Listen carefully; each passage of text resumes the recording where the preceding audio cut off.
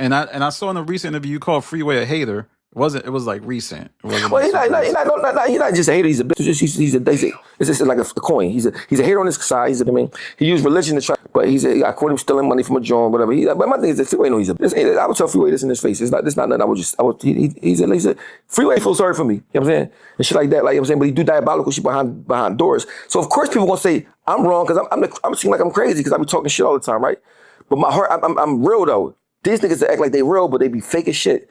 Do all this diabolical shit behind the scene. And when I catch them and I say something about it, they won't believe me over them because they seem more pious. You know what I'm saying? But see, I don't give a fuck about seeing as long as I know he know. His name Leslie. When he wake up and look in the mirror, he be like, damn, I am a better thing. They don't never hear him say nothing back.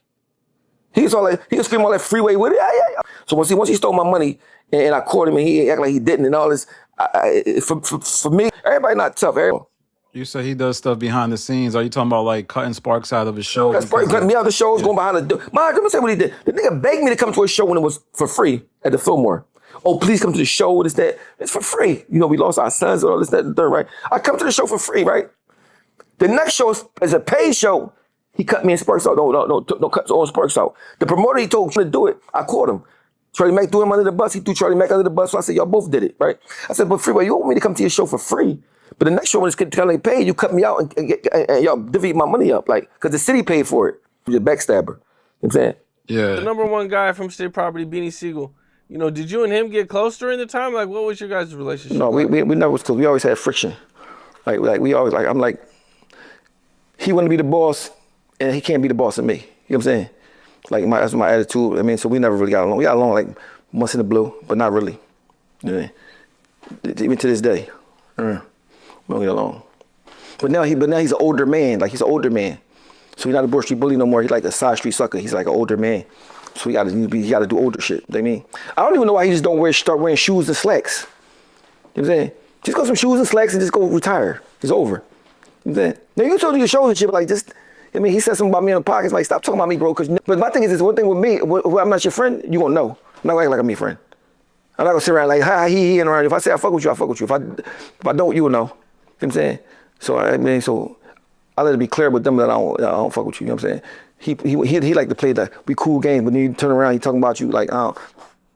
So I just let him know, interviews and his face, I don't fuck with you, bro. You know what I mean? So if people who don't like it, just understand you gotta respect that as a man. The person telling you I don't fuck with you, like you know what I mean? We ain't got to go through that, but I just don't fuck with you. You know what I'm saying? Like so. Well, you know, one thing I wanted to ask you about is you were there when him and Gilly got into it. Yeah.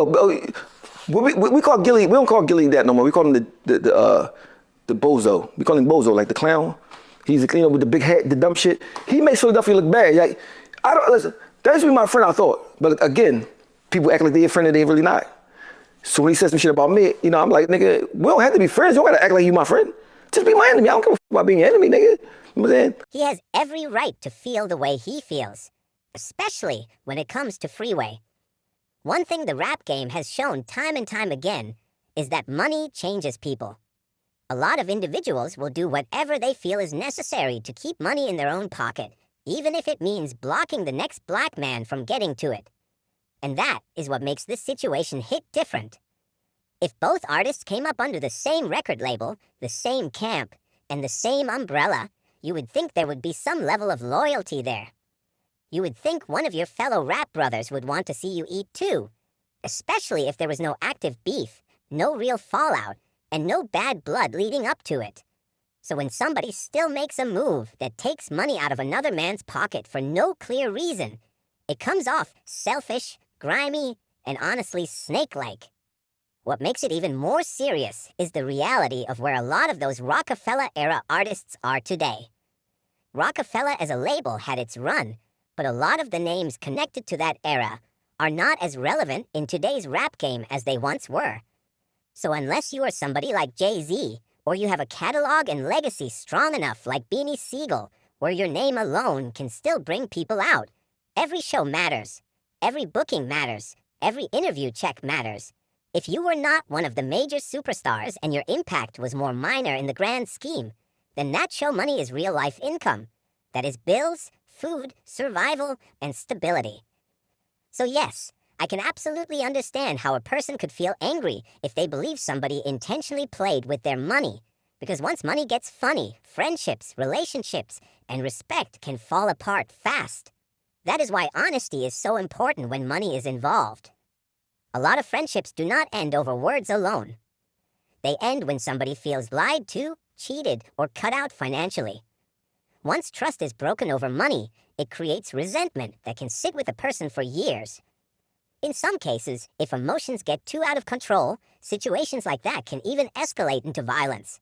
And that is why it is always better to keep business clean, upfront, and honest from the beginning. At the same time, people do grow. Sometimes, two people may have had a physical altercation earlier in life, but with time, maturity, and evolution, both sides can move past it. Just because there was once a fight or tension does not mean there is still a problem today. Growth can bring understanding, and grown men can get to a place where there are no longer issues between them. But even with growth, being played with financially is still something a lot of people never forget. The real solution to situations like this comes down to structure, communication, and accountability. In the music industry, especially in rap, too many relationships are built off vibes instead of clear business. People come up together, struggle together, and build bonds that feel like family, but when money starts getting involved, those same relationships get tested. The smartest move any artist can make is separating friendship from business early on. That means contracts, clear agreements, and understanding exactly who gets what before any money even touches the table. Because once money is already in play and expectations aren't aligned, that's when feelings get involved, and that's when things start going left. Another important part of the solution is transparency. If there's an issue with a booking, payment, or opportunity, it needs to be communicated directly and honestly. A lot of problems don't come from the situation itself. They come from how it's handled.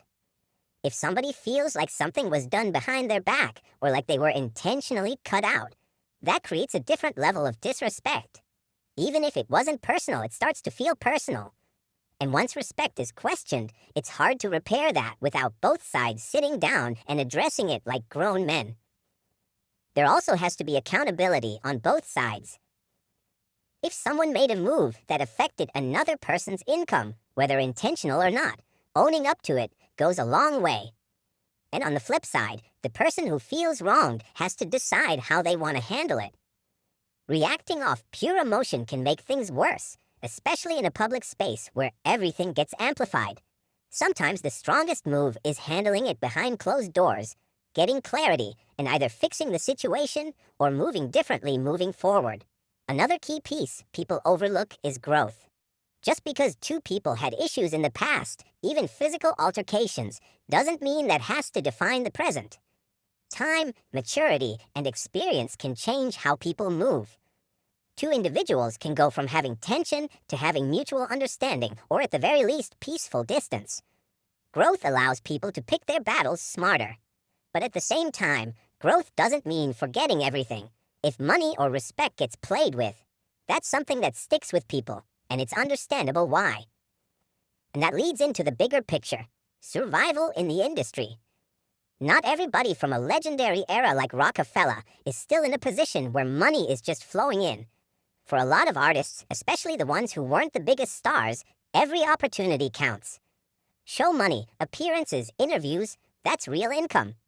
That's how people maintain their lifestyle and take care of responsibilities. So when someone interferes with that, it's not just about pride, it's about livelihood. That's why situations like this hit deeper than what fans might see on the surface. Final thought, though. While it's easy to understand the frustration and even the anger, the most important thing is how it gets handled moving forward. The industry is already small, and reputations matter. Burning bridges completely can sometimes cost more in the long run than fixing the issue or simply moving smarter.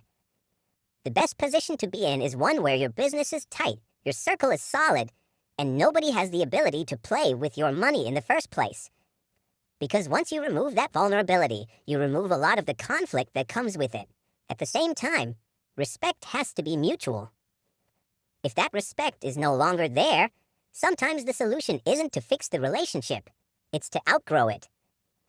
Keep things professional, keep things peaceful, and focus on building your own lane where your success isn't dependent on anyone who might not have your best interests at heart. That's how you protect both your career and your peace at the same time.